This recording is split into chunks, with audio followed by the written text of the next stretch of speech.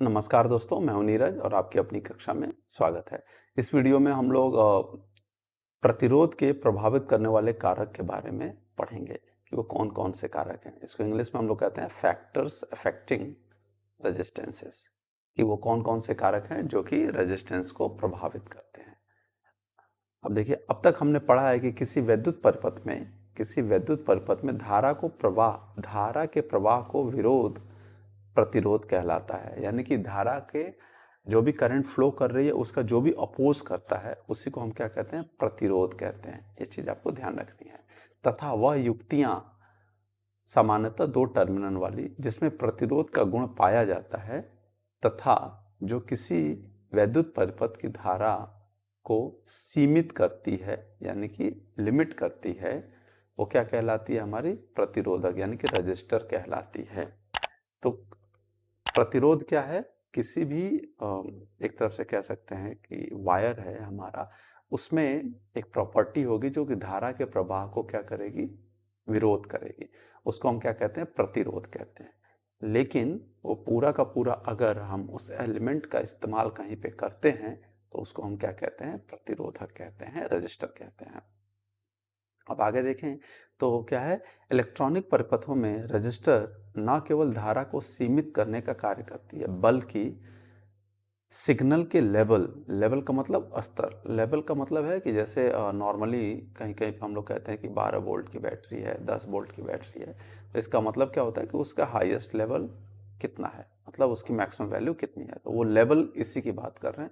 उसको भी ये क्या करता है, एडजस्ट करता है, यानी कि कम या ज़्यादा हम कर सकते हैं। या वोल्टेज विभाजन यानी कि वोल्टेज डिवीजन के लिए भी हम लोग क्या करते हैं, रेजिस्टेंसेस का इस्तेमाल करते हैं। ठीक है। और जो हमारे एक्टिव एलिमेंट्स हैं जैसे कि ट्रांजिस्टर्स वगैरह होते हैं, उनके बायसिंग के लिए, जहाँ पर भी हमको बायसिंग की रिक्वायरमेंट होती है वहाँ पर भी हमें रेजिस्टेंस का इस्तेमाल किया जाता है।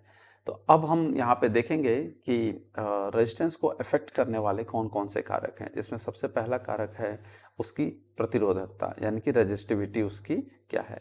और प्रतिरोधकता क्या होती है, वो मटेरियल की प्रॉपर्टी होती है। वो जो है क्या है, वो मटेरियल किस टाइप का है, कौन सा मटेरियल है, वो उस पर डिपेंड करता है उसकी प्रतिरोधकता।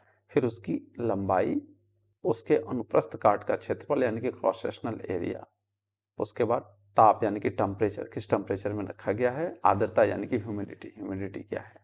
ठीक है। तो ये कुछ आपके एलिमेंट्स हैं या कारक हैं जिन पे जो है हमारा रेजिस्टेंस अफेक्ट करता है। तो हम वन बाय वन डिस्कस करेंगे, जिसमें सबसे पहला है आपका प्रतिरोधकता। किसी प्रतिरोध का प्रतिरोधकता इस बात पर निर्भर करता है कि प्रतिरोधक किस पदार्थ का बना है, अर्थात उसकी प्रतिरोधकता क्या है। तो यानी कि ये एक तरफ से हमारा एलिमेंट, जो भी हम मटेरियल यूज करेंगे रेजिस्टेंस बनाने के लिए, उसके प्रॉपर्टी पे डिपेंड करता है। ठीक है। और इसमें जो रेजिस्टेंस होता है यानी कि आर की जो वैल्यू होती है वो किस पे डिपेंड करती है, रो यानी कि रेजिस्टिविटी पे डिपेंड करती है। तो ये चीज आपको ध्यान रखना है कि आर की वैल्यू जो होगी वो क्या होगी, प्रोपोर्शनल टू रो होगी। तो ये आपकी क्या हो गई, प्रतिरोधकता किस तरीके से प्रभावित करती है किसको, प्रतिरोध को। और इसमें इंपॉर्टेंट पॉइंट और ये है कि अतः यदि किसी प्रतिरोधक चालक पदार्थ का बना है तो उसका प्रतिरोध कम होगा, यानी कि चालक है, कंडक्टर है, अच्छा कंडक्टर है, तो उसका प्रतिरोध क्या होगा, कम होगा, क्योंकि चालकों की प्रतिरोधकता बहुत ही कम होती है, यानी कि रो की वैल्यू बहुत ही कम होती है, जो कि क्या लिखा गया है, 10⁻⁹ ओम मीटर होती है। और यदि कुचालक है मतलब अच्छा कंडक्टर नहीं है, तो उस पदार्थ की प्रतिरोधकता बहुत ही ज्यादा होती है, 10⁻+9। यहाँ पे -9 है, यहाँ पे क्या है आपका +9 है। इसलिए आपको ध्यान रखना है कि अगर कंडक्टर अच्छा चालक है तो उसकी प्रतिरोधकता बहुत कम होगी, और अगर कुचालक है तो उसकी प्रतिरोधकता जो है वो बहुत ही ज्यादा होगी। और जितना ज्यादा आपका रो की वैल्यू होगी उतना ही रेजिस्टेंस की वैल्यू ज्यादा होगी, जितना रो कम होगा उतना ही हमारा आर की वैल्यू क्या होगी, कम होगी, क्योंकि डायरेक्टली प्रोपोर्शनल है। अब बात करते हैं लंबाई की। तो लंबाई पे क्या फ़र्क पड़ता है? लंबाई का मतलब ये हुआ कि जो हमारा एलिमेंट है, जो हमारा प्रतिरोध है, वो कितना लंबा है, उसकी लंबाई कितनी है। ठीक है, जितनी ज़्यादा लंबाई होगी उतना ही ज़्यादा जो है, ऑब्वियस सी बात है, मटेरियल यूज़ किया जाएगा, और जितना ज़्यादा मटेरियल यूज़ किया जाएगा उतना ही रेजिस्टेंस की वैल्यू भी क्या होगी, ज़्यादा होगी। इसलिए जो रेजिस्टेंस होता है वो लंबाई के डायरेक्टली प्रोपोर्शनल यानी कि समानुपाती होता है। तो ये चीज़ आपको ध्यान रखना है कि L के डायरेक्टली प्रोपोर्शनल होता है। फिर बात करते हैं अनुप्रस्थ काट का क्षेत्रफल। अनुप्रस्थ काट का क्षेत्रफल का क्या मतलब है कि मान लीजिए आपने ये कंडक्टर इस्तेमाल किया, अब मैं यहाँ थोड़ा मोटा सा बना के दिखा रहा हूँ, तो ये आपका एरिया होगा। ये वाला जो एरिया आपको सामने से दिखेगा, या कह सकते हैं कि आपको मैं सामने से कंडक्टर बनाऊं तो सामने से इस तरीके से दिखेगा, ये कंडक्टर होगा।